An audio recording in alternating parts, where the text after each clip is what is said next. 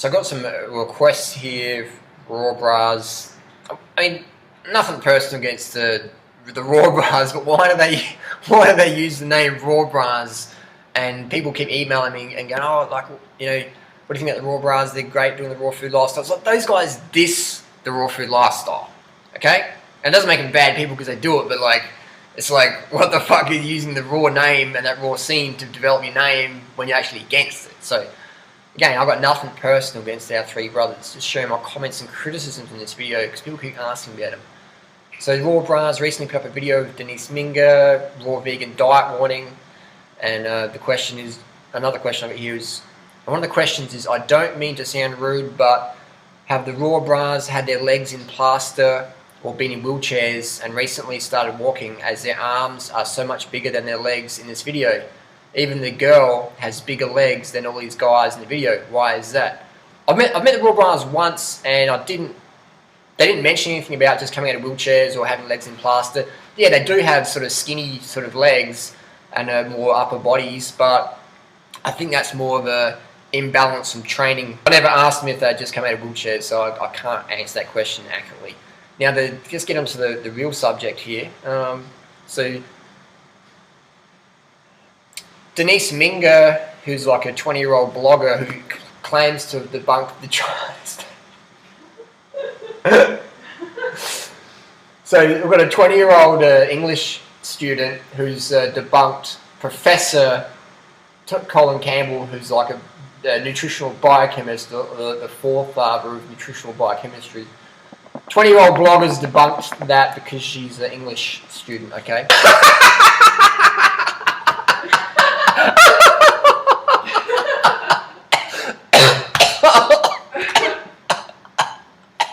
Anyway, so they say that vegans don't get enough vitamin K2, so you need to eat meat and stuff like that and drink grass-fed dairy, otherwise your teeth will fall out of your head. Here's a quick picture here of a friend of mine's teeth. You can see that there. See that decay there? Now, my friend at this time was not a vegan. He was eating like a raw diet with lots of raw eggs and raw dairy, raw fish. But I don't know, because you know you shouldn't get dental decay. Only fruitarians should get dental decay based on the raw bras and Denise's theory. And people are welcome to have their theories, and that's fine, but we'll debate that definitely.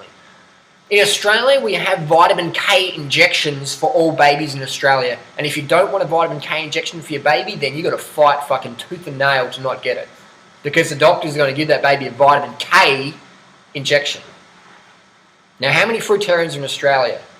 7, 8, 9 maybe? If there's so little fruitarians in Australia, how come there's so many vitamin K shots for every baby that's born in Australia? I think it's the same in the US, I think it's the same in England. Correct me if I'm wrong, post down below. Do they have vitamin K injections mandatory in your country? Find out, look it up.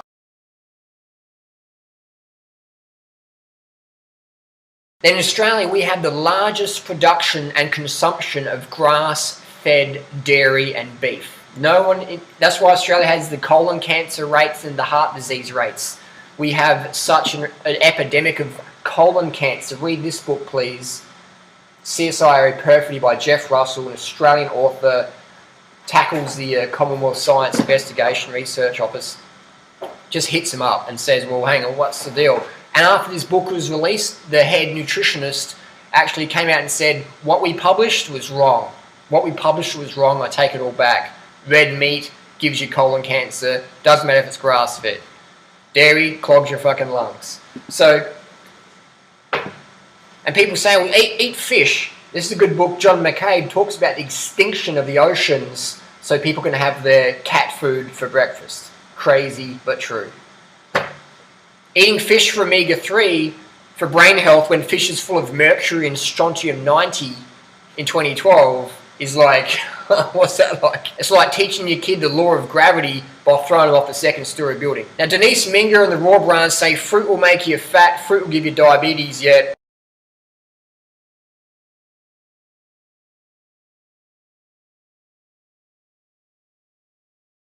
Denise gets most of her calories still from fruit, yet they use Denise Minger as like a low-carb authority, yet that's absolute nonsense. Read Dr. Neil Barnard's book, Clinical Evidence, High Carbohydrate Diets for the Win. And while you're at it, check out John Robbins' book, Food Revolution, for people who say vegan lifestyle is not sustainable. Now, Denise and that like to pretend that you can only have dental issues if you're an 80-10 tenner. Okay, so how the fuck do we explain things like 2.7 million dentists in the world? 2.7 million dentists in the world. Is that because of all the fruitarians in the world? I don't fucking think so. Now let's go to another grass-fed country, Brazil. Brazil produces, behind Australia, the most grass-fed beef, and Brazil has over 8 million toothless people.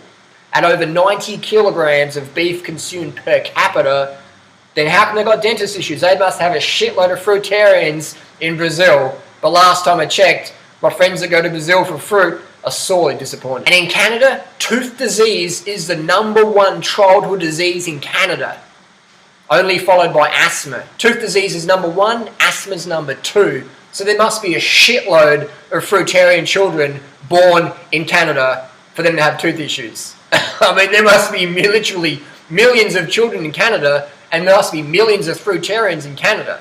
And one of the raw bras said that his health diagnosis, they did the raw food lifestyle for a couple of weeks, couple of months, but hang on, here's the reality. These guys are from Georgia. And who the fuck's going to give up Georgia's mum's home cooking?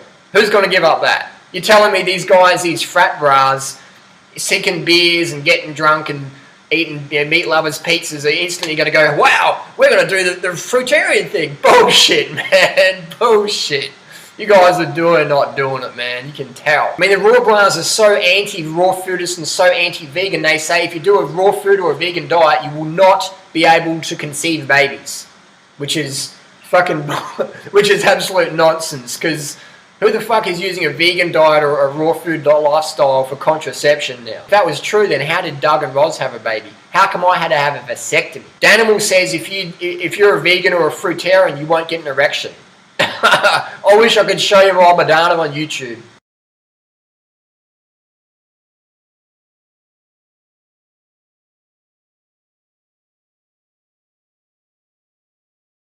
Let me slap against this box here.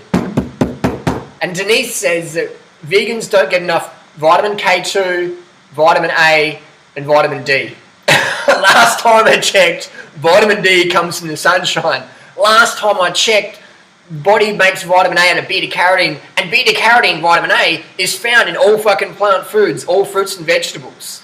Last time I checked, the body produces vitamin K2 in its intestine from vitamin K, which we get from plant foods. And again, they give babies in Australia vitamin K injections.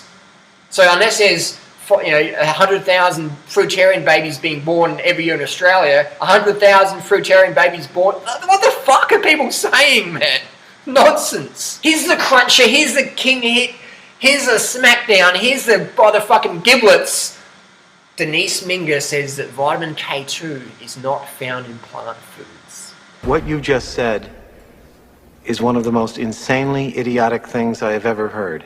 Now, if we go to John McCullough's website, Dr. McCullough's website, and we look up vitamin K2, and we look up all these little supplement sales hype and everything, like why my vitamin K2 supplement's the best.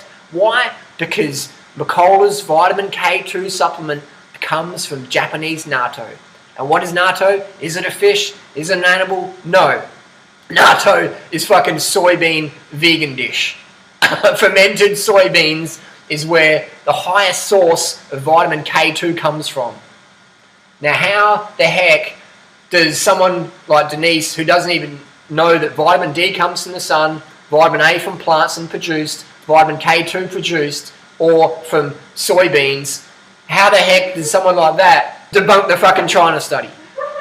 How does someone do it? You know what they do? They can't do it. They can't fucking do it. So, conversation finished. No offense to anyone in this video. Just sharing my nutritional debate. You guys are fools. You guys are clowns. You bring nothing to the table but nonsense. And anyone who knows nutrition or human physiology will be able to laugh at the claims you make. Literally just laugh them away. So I don't mind doing videos like this because I'm here to educate people with the truth, to override all this dogma out there that says, oh, I mean, dogma. That's what fucking dogma is. Dogma is like foolish opinion. If you're a vegan, you won't be able to get an erection. If you're a vegan, you won't get any sun from the vitamins, from the vitamin D from the sunshine. Oh, I don't know. It's like, what the fuck are you guys thinking? So post your comments down below. What's the dumbest thing anyone's ever said to you about your vegan or fruitarian or 80-10-10 lifestyle? What's the dumbest thing you have heard? Post it down below. Thanks for watching. See you soon. Vegans don't get enough iron! Where do you get your protein from? Plants don't have protein. But what about vitamin K2? You need to drink milk for calcium, Durianrider. Did I get enough B12 if you're a vegan, Durianrider?